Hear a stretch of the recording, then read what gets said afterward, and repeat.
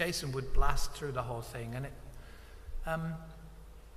it was peculiar and strange at times, but at the same time it was very rewarding for all of us, and it really did work as a performance with him at kind of driving us on, which was great for him, great for his family, and great for his grandma, John's mom, Joan. And the whole thing was a sort of,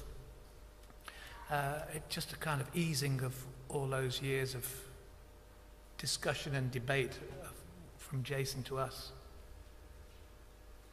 Okay, this gentleman in the front here. How you doing, guys? Ken Sweeney from the Irish Independent in Dublin. Question for you, Jimmy. The late blues guitarist Rory Gallagher, I think he beat you in a poll in 1972 as the best guitarist. Were you an influence on Rory, or was Rory an influence on you? And did you rate Rory Gallagher? Yeah, I liked Rory, and in actual fact, I had the real pleasure to meet him. Curiously enough, it was at our management's office in the days of the very, very early days. And he'd come up to meet up with Peter Grant, and we just had a really good chat in the reception for ages. He was a really, really lovely man, and he was a fine guitarist and singer. I know he was really loved in Cork. Sure. This gentleman in the middle there. Thanks. Yep.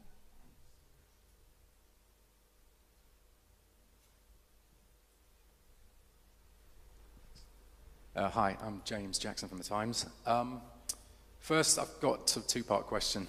Firstly, you must have been a tremendous high when you came off the stage. How did you celebrate that night, such a great event, and how did it contrast the old days?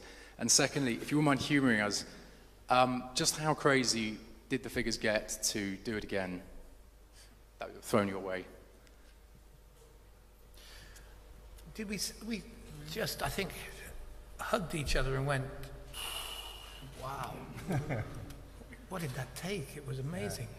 Yeah. And you know the thing about consternation, everybody's eyes were on us waiting for it to go not so much right as wrong, kind of, you know, because it's asking a hell of a lot to do that. So there was a real feeling of camaraderie and actually successful adventure, really. As Jimmy was saying, it was nuts. We didn't do any warm-up gigs or nothing like that. That was the warm-up, which is a really great way of doing things, but it does have its downsides. Another question? Yeah.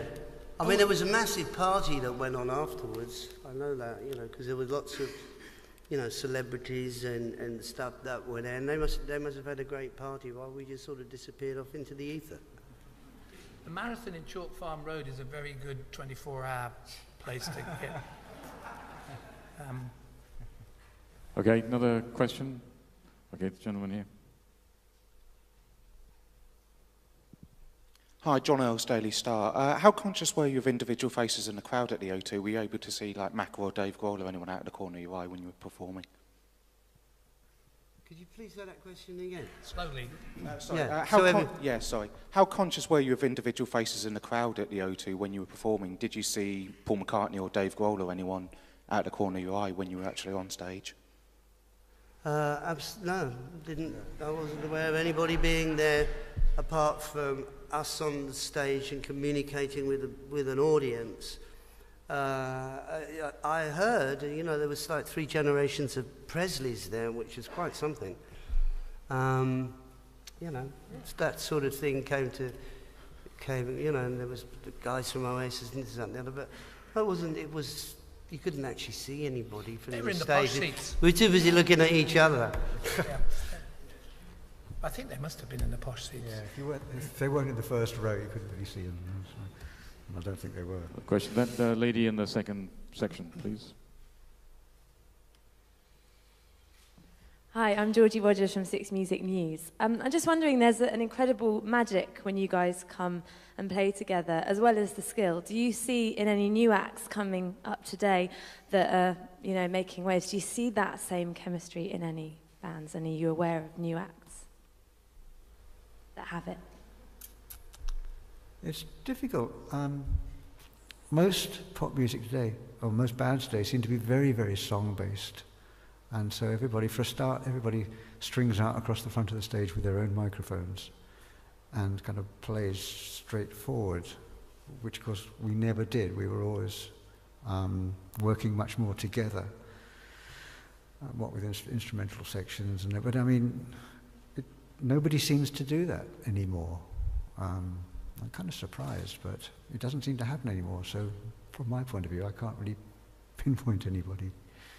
Well, I think we were ousted by the Cockney Rejects in 1977, so for being a bit long-winded and going on a bit.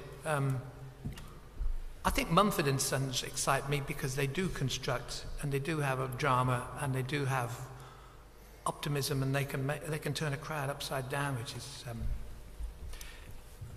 fantastic.